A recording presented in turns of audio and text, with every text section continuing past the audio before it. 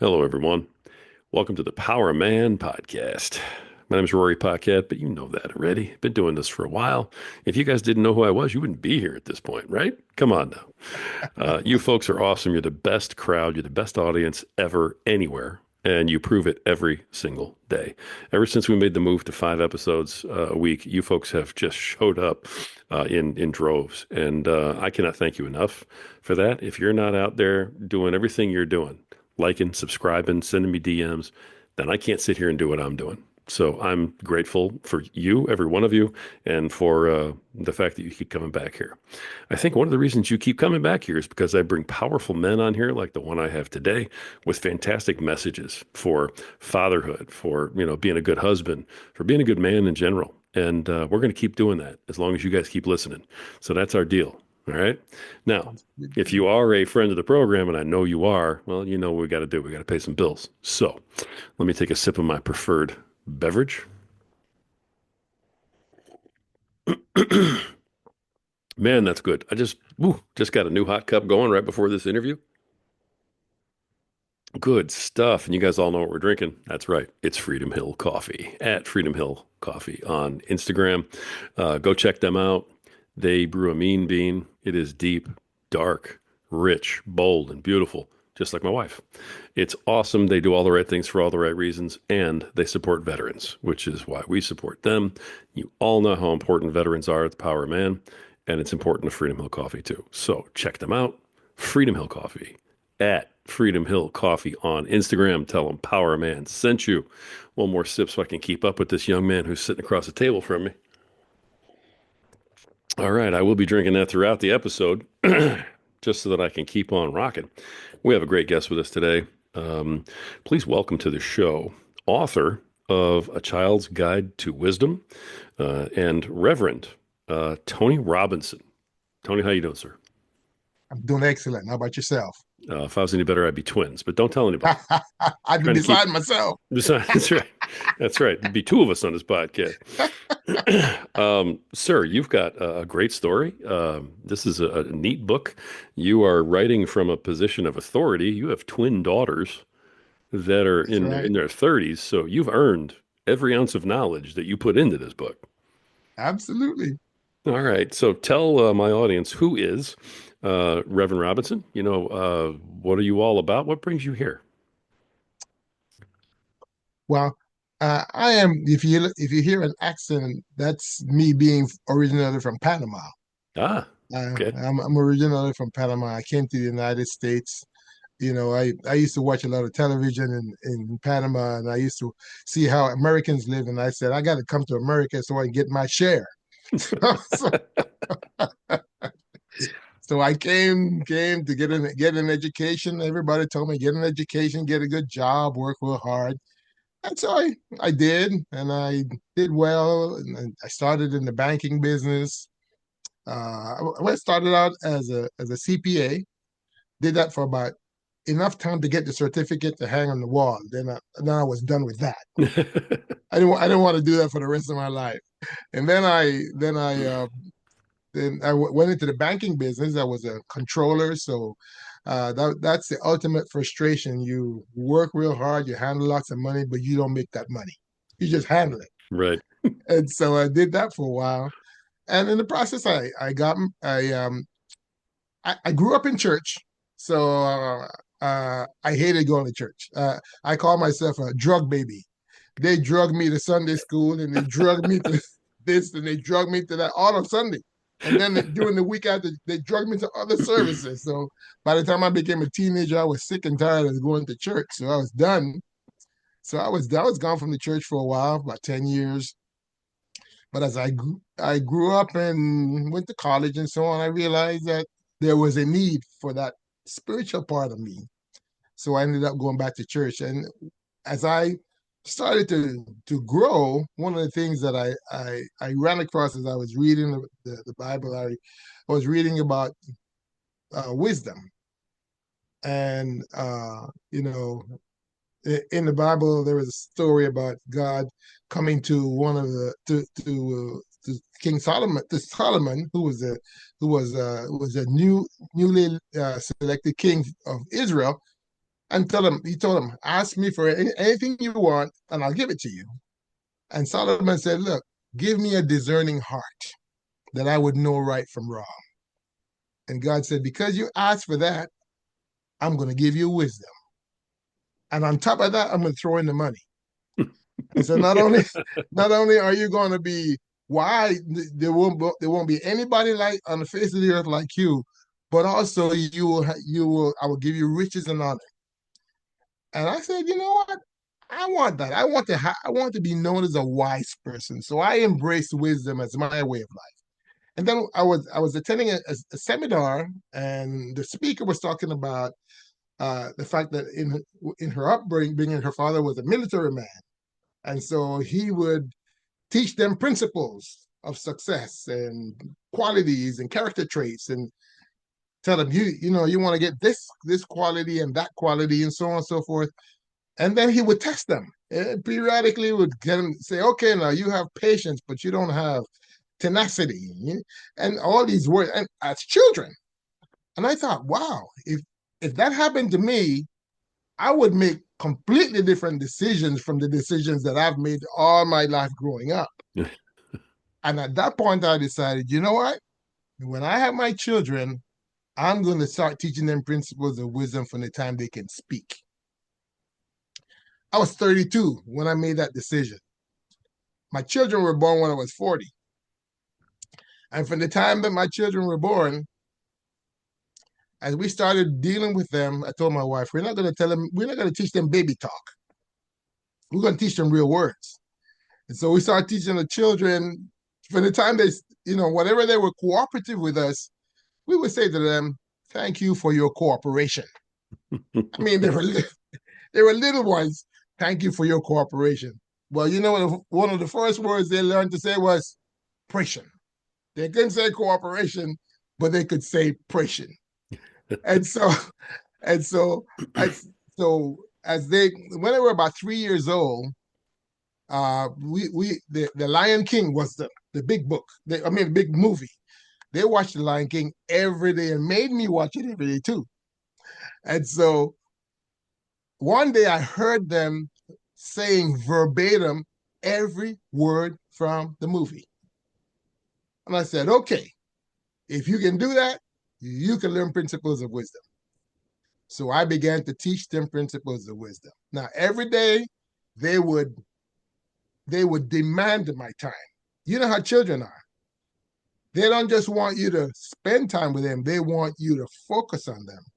And so they would always want, read me a story, read me a story. So I said, okay, well, when I'm going to read you a story, since I'm a captive audience anyway, I'm going to start teaching you these principles. So I selected one principle a week.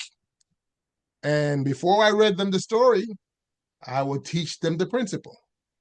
And so we did call and repeat. So I say, so first principle I taught them was the principle of wisdom. I said, now repeat after me. So I'm sitting there. I got one on this side, one on this side. Repeat after me. Wisdom is knowing what to do, and they would repeat it, and doing it when you're supposed to do it, and knowing what not to do and not doing it. So I gave them a very simple definition that they could memorize, and back and forth we went. Back and forth we went. And so we started doing that. By the end of the week, they knew the principle. Now, they didn't understand the principle, but they knew the principle. My thought was, if they have a word that they can use to identify the quality or the principle, then they can grow into the principle.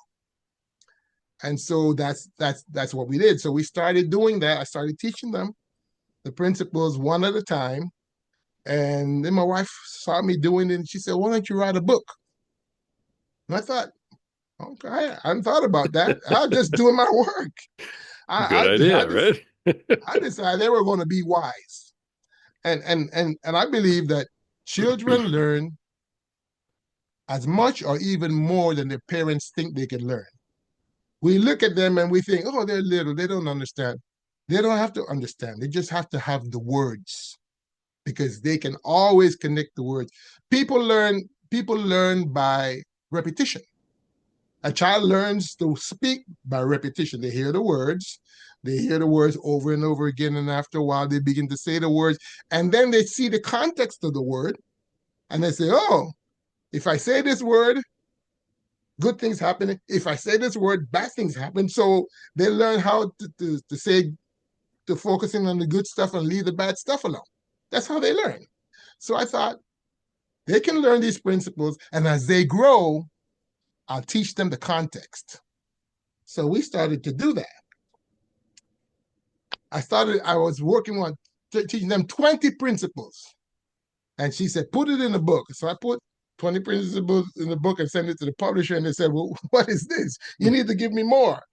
So we expanded it into 50 principles. And so we started teaching them these principles every day. When we would drive in the car, I'd be drilling them. I'm a captive audience and they're here with me. So I'd be drilling them.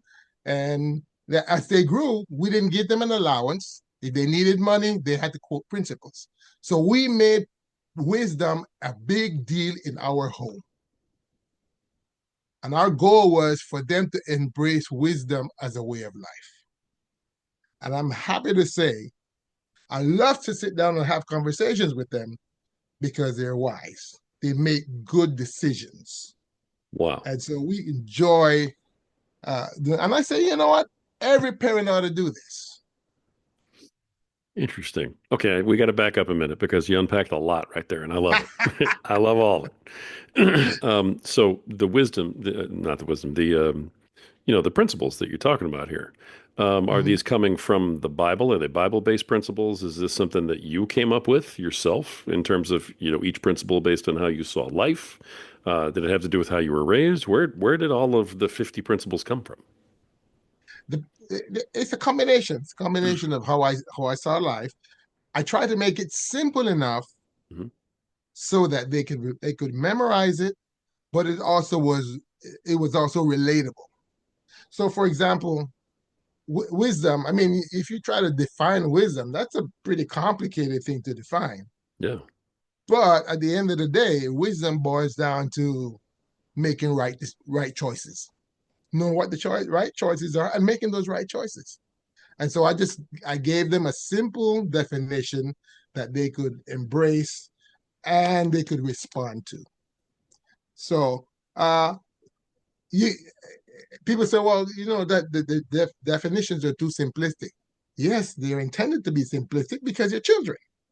Later Right. on, as they grow, we can always get into all the semantics and all the fancy stuff. But right now, as little children, I wanted to give them something to repeat. We teach these children nursery rhymes that make no sense, but we teach it to them and they learn them. And as a matter of fact, a lot of these nursery rhymes that I learned as a child, I figured them out as an adult, what they meant. Right. So, all right, you're a guy who, was a CPA, and you were going to be a Yes, CPA. yes. You're not, are you trained in some way in like child behavior or anything like that? Or this is all just common sense from you observing stuff? Combination, common sense mostly. Mostly. I read a lot. I read a lot. Okay. One of my mentors told me, if you want to be successful, you need to read. It was my brother actually, and I told him, well, look, when I graduated from college, I swore I would never read another book. And he said, now, do you want to be successful? And I said, yes. He said, well, you better start reading. And primarily, you want to read books about people books, positive mental attitude books, success related books. So I started reading these books. And as I started reading them, I started growing. A lot of these principles, I didn't think about them. Most of us don't learn wisdom just by picking up a book and reading wisdom. No, we don't do it like that. We usually learn wisdom from trial and error. We make mistakes, life kicks us in the butt, and we wake up and we say, I won't do that anymore because we learn we learn a lesson from life's boots in the butt. So, but but by developing a reading habit, I began to grow myself. And the more I saw, the more these principles that I started learning the principles myself. And as I started learning the principles, I said, hey, they can learn them too. And they don't have to wait until they become adults to learn principles of wisdom. They can learn now. So they were little, but they could tell you what transparency was now. They could tell you what integrity was. They didn't understand it. But then as they grew, then we would point out, we would say, well, what principles that work here? And then they could make the correlation. Or we would say, well, when we watch TV together, we would say, uh, what the principle did this person violate? They could tell me because they could see how it related in life. So as they grew, they began to live up to the words. Now, the other thing is this: I had uncles that were identical twins. My children are identical twins, and they can be a problem. If they're identical twins, they can get into all kinds of trouble. My uncles did they were terrible. So I was not about to have my children be terrors because because the foundation wasn't right. So I wanted to make sure that the foundation was right. So when they would go out with their friends, I would tell them, now you're going out with your friends, or if they wanted to do a sleepover or something, we say, you're going out with your friends. Now, I don't know what their parents taught them, but I taught you wisdom. You're wise.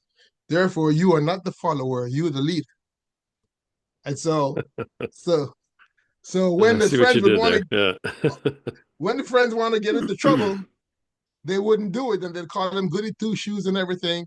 But they were operating on principle. I see. So you built the book, you wrote the book, sort of in pieces as you taught your daughters these principles of wisdom. Yes, And as you came up with them in one fashion or another, you included them in the book and you were building the book as you went. So it's based on your life story of raising your own kids. This is all real yes, time, the way that you're putting this together, which is cool. yes. Yeah. I wrote a book over a period of about 6 months. Um, I was taking the train to go to work, and every day and during the time that I was going to work, I would come up with one principle, focus on one principle, come up with one principle, come up with the definition, and work from there. So over a 6 month period of time, I had all 50 principles all done. But the book would never have gone anywhere without my wife. My wife is one of those people that has to dot every I and cross every T. We need those in our lives. So Oh my God. She drove me crazy. But that's why the book came out so well written. Because if it were just left up to me, it would not be as refined as it was. But she got in there, and her mother was an elementary school principal, and her aunts were all teachers. So I had no place to hide. yeah, no, you were done. But For sure. she went through and just corrected everything and put everything in nice form, and all the syntax and all the everything. She just did everything just perfectly and wonderful. That's beautiful. I mean, not only was she totally in favor of it and supportive of it, but she was a part of it and, bringing it home. Yes, yes, Nice. yes. Nice. The other thing I thought of is this: we have centers of education. We have centers of education, but we don't have very many centers of wisdom. And the question is, if you have to make a choice between a wise child and an educated child, which one would you choose? Wow. I choose a wise child Right. because a wise child will always seek education, but an educated child may not necessarily seek wisdom. I like that a And we lot. see Yeah. it all the time. We see it out there. Children are well educated and so on, and they waste their lives with drugs or whatever else they do. No wisdom. Right. Now, how do you go about how did you go about applying these? Because obviously, even though you came up with them one at a time, in Mm-hmm. terms of practical application, I'm sure that you're going back to these principles, over and over and over in order to teach them because it's the repetition. So was it just whenever the situation arose and you'd go back to a principle, or did you have a system for, teaching these principles to your daughters?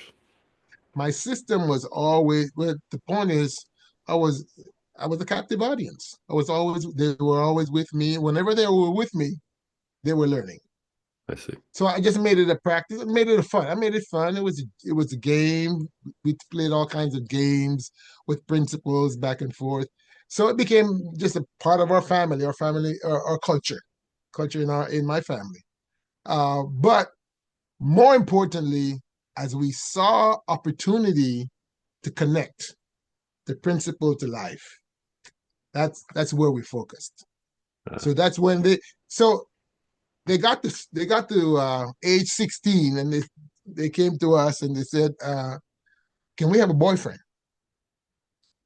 And I said, no. I said, no boy at age 16 knows how to love you, so no. And they said, well, Dad, we are 16 years old. In 2 years, we'll be 18. We'll be adults. And then we can do these things. We can have boyfriends or whatever, you know. So you've been teaching us all these principles all these years. How do you know if they stuck if you don't give us an opportunity? they used it They had against me. you. They had me. They did. They had me. Those are I wise said, girls. Yeah, be careful what you wish for. yes. I said, you got a point. You got a point. So let me talk to your mother. Well, mother is not all that keen about that idea, but I was eager to see if the principle worked. And so I talked mom into it, and I said, okay, you can have a boyfriend. However, let me tell you the boyfriend rules. If you have a boyfriend, I have a boyfriend. So when you gonna see your boyfriend, he gonna see me too. And you got to bring boyfriend to the house, and you can't be alone by yourselves. I gave them all the boyfriend rules, and they said, okay, very good. I got somebody I want you to meet. You didn't scare them off with the rules. They were like, "No, okay, Yeah, anything okay, was better than nothing. So, but nice, they've never let me down. They have used their head. They've been wise. And I told them, if you turn out half as good as your mother, I would be very happy. nice." Well, they have done that and more. So my point was, I wanted them to make good decisions. That's all. Then I don't have to worry about them. You know, Right. we a lot of times people learn these children learn these things from their mothers, but a father who has wisdom and imparts that wisdom to the children, that forms a bond. That forms a special bond. There's a special bond there. Because when I grew up, now I respected my father, but I did not have a bond with my father. He did not know how to love his children. He provided, but he kept his distance. And there were no hugs and there was no love, I love yous or anything like, because he didn't know how to do that. His father was just way out there. So they didn't have that much of a bond. And so with us, he was good to us. But when he passed away, I didn't shed one tear because there were no emotional connections Oh, wow. to my father. And I swore up and down, that's not going to happen to me. My children will never, ever say that their daddy doesn't tell them that he loved them. So Yeah. so I established that bond with my children.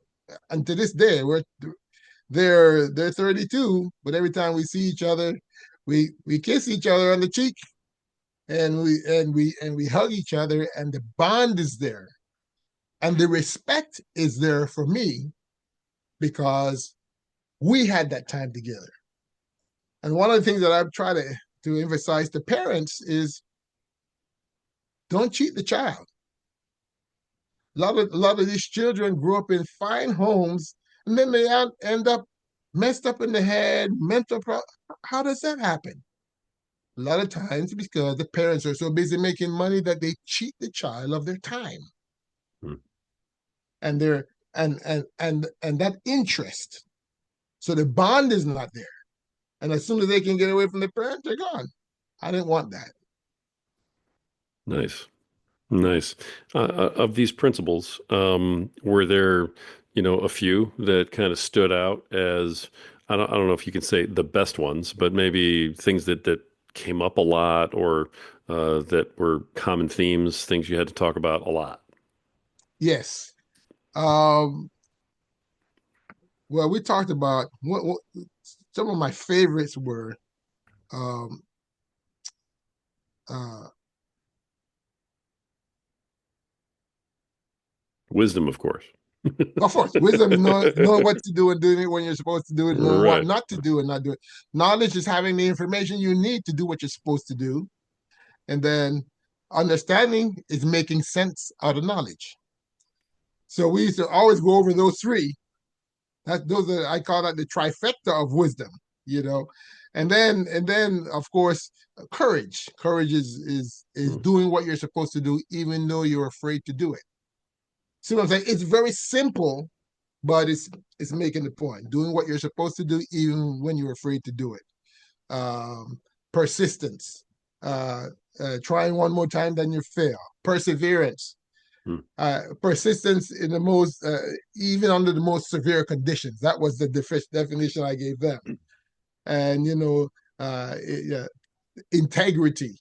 These kinds of words at the age of 8 and 9 and 10, they had those words in the bank, in the memory bank. And so Yeah. all we had to do then is to start connecting them. Honesty, integrity, all these things we we would so we could use the principles for correction and direction. Good deal. So we didn't need to use the belt too often, but we used it sometimes. Yes, yes. The Bible says iniquity is bound up in the heart of a child, but the rod of correction will drive it forth. Gotcha. Well, we didn't have to use the rod of correction too much because we just called on the principle. Well, what is the principle of honesty? Oh, honesty is being truthful in thought, word, and deed. Okay, now are you being honest? Then they have to respond to the principle. So you're wise. So therefore, you can't just use the principle when it's convenient. You got to use it all the time. So we would do have those kind of conversations. So therefore, we didn't have to have those conversations too frequently because they knew we were going to have them the principle. All right, let me ask you this. Were there any principles? We're going to put your daughters on the spot now. Okay. Yeah, yeah, So I apologize to you yeah. ladies if you hear this later on. This is your dad talking. It's not me. I have a job to do. I'm a podcast host. But and were there any of these principles that they had a particularly hard time following? the principles that they had a hard time following. Um,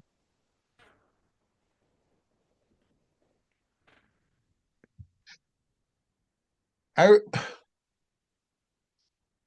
one of the challenges that we had. Well, my wife used to always have a conversation with them because they would want to go back and forth with us, you know, challenge whatever things that we would say.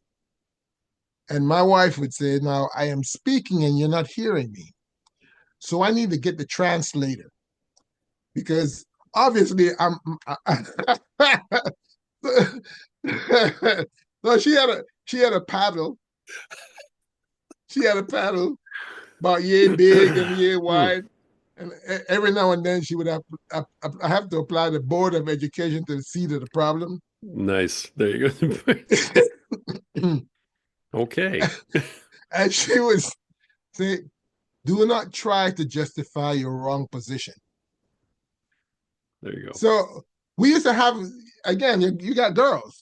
and they would they would go they every now and then they would kind of justify the wrong position. You understand what I'm saying? And so we would go around and around in circles, and then after a while, we just have to lay down the law. Say, well, now, when you get out of this house and you live in your own house and you can do what you want, but here you're gonna do what we tell you to do. But that didn't happen too often. But it happened enough times because again, girls, they're smart, and so they could Yeah. reason and they go up and down and okay, we're done arguing. We're done talking about this. We're done. This is what we're gonna do. Right. So the other thing is we try to establish from the time that children.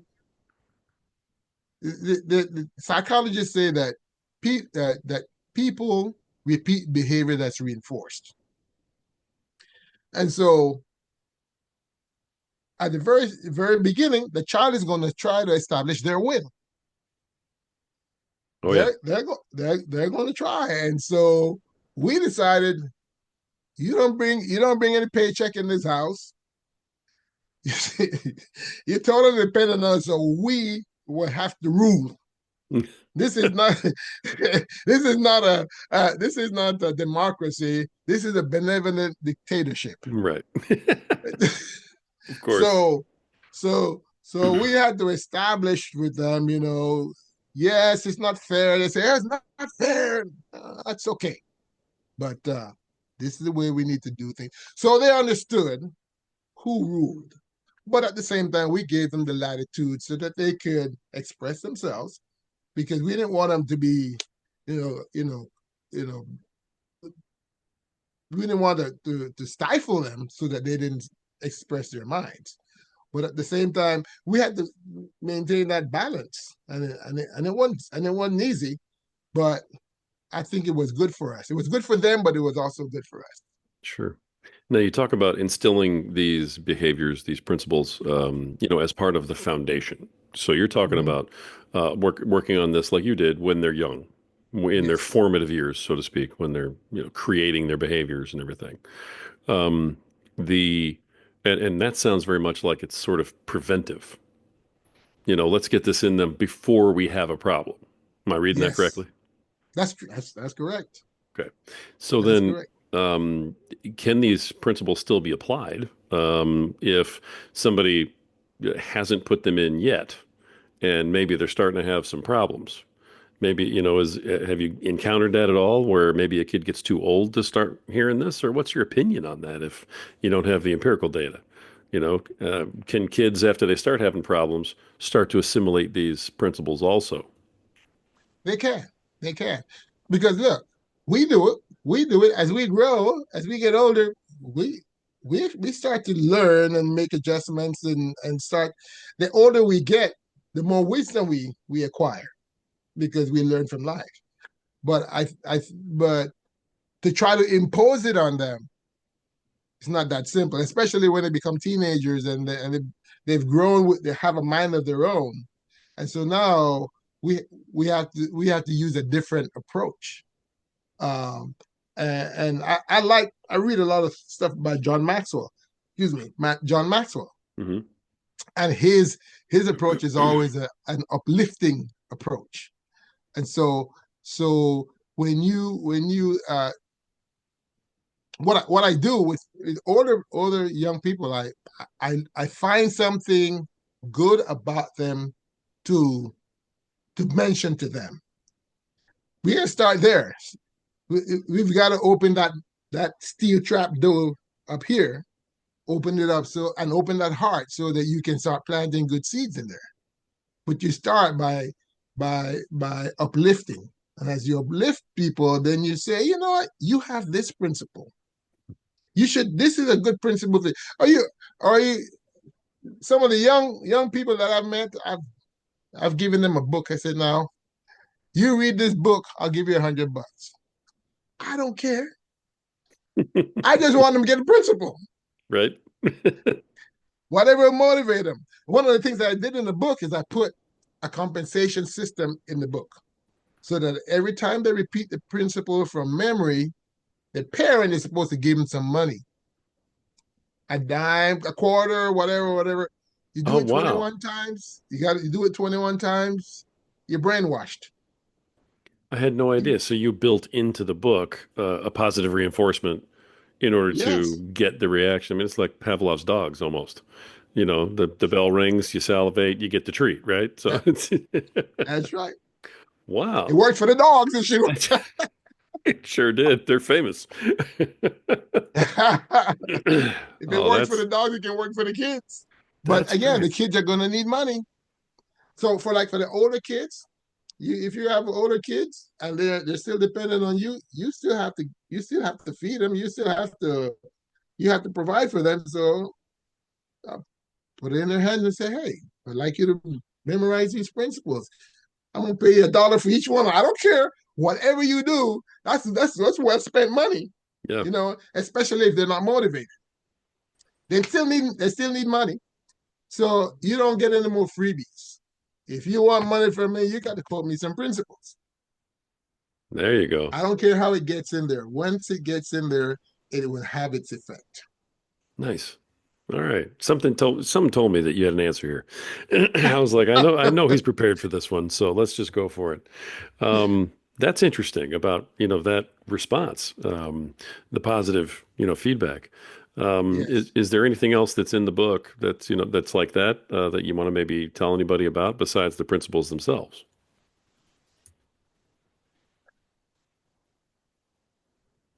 The most important thing that I can say is this: our children need us. Our children need us.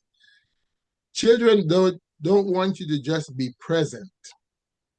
Children want your presence, your attention. And the more we invest, the love has to come from somewhere. They need love, and they're gonna go find it from somebody. Yeah. They're gonna find it they get it from their buddies in the gang. They're gonna get it from I don't know, the drug dealer or whatever. They're gonna get it from somewhere. So we need to give it to them. We need to make it important to invest that time and that knowledge that we have, pass it on to them so that there's mutual respect. We need to show them respect. Right. They're human beings, and they crave respect. So the more we give of ourselves to our children, the more our children become like us. And that's what you want. You want your child, you want to be able to turn your child into the world and that child go out and make a difference.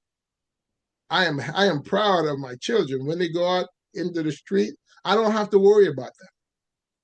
They're gonna do something. If they're involved in anything, they're gonna be the peacemakers. They're gonna be the problem solvers because that's what we did. We taught them that.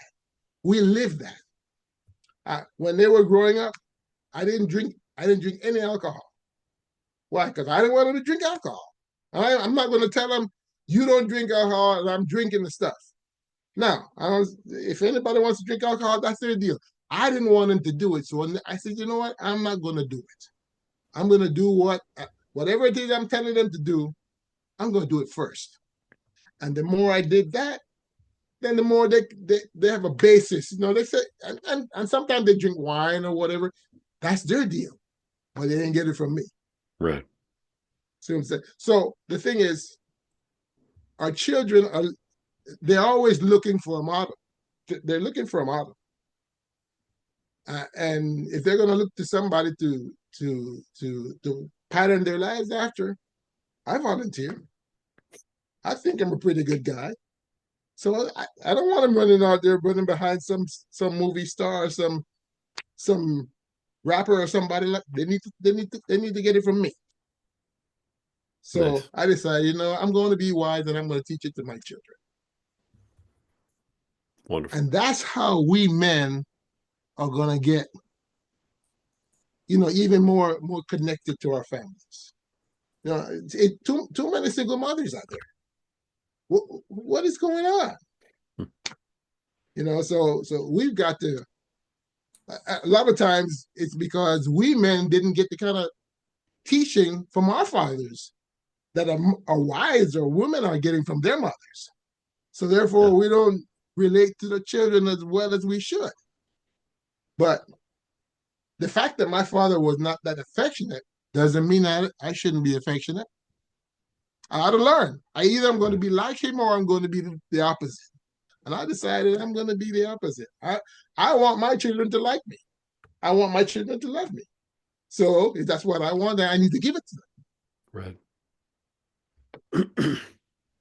Love it. Love the viewpoint. Love the ideas. I mean, love everything about the book. Where can people get the book? them. They can get it from my website. It's called A Child's Guide to Wisdom.net. A Child's Guide to Wisdom, one word, .net. A Child's Guide to Wisdom.net. And I'll have that in the show notes, of course, also. So, love that. Love that. Now, is that a way that they could contact you too?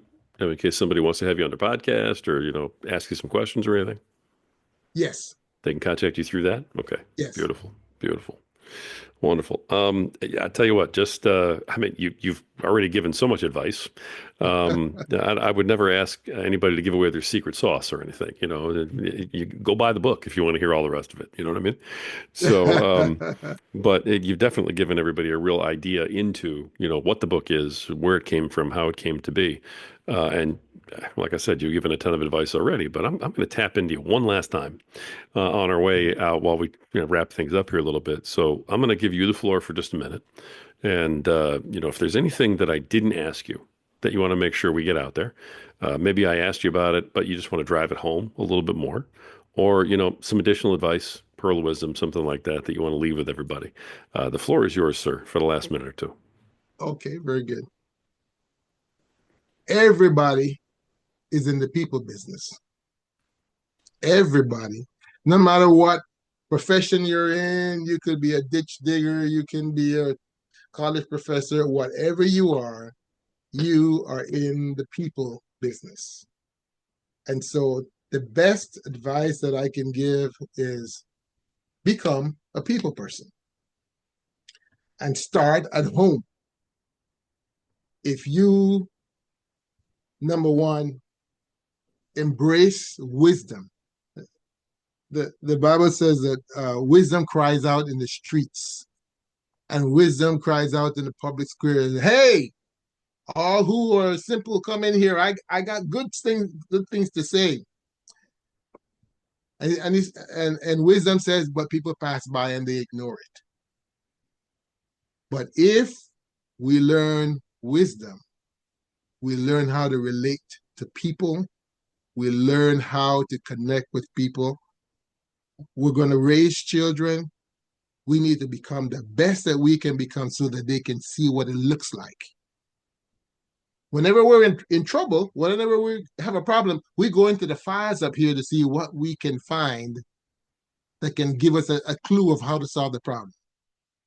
And if people see in us wisdom, the way we handle ourselves, the way we speak, the way we relate to people, and so on and so forth, if we handle people with kids' gloves, then people respond to that. It's just human nature.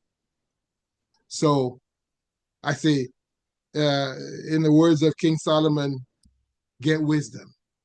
Though it costs all you have, get understanding. And then apply wisdom at home. Don't get so busy out there that you don't have time to plant those seeds and water those seeds at home. So that when you turn out a citizen into the world, that citizen will be a better version of you. That's what I think.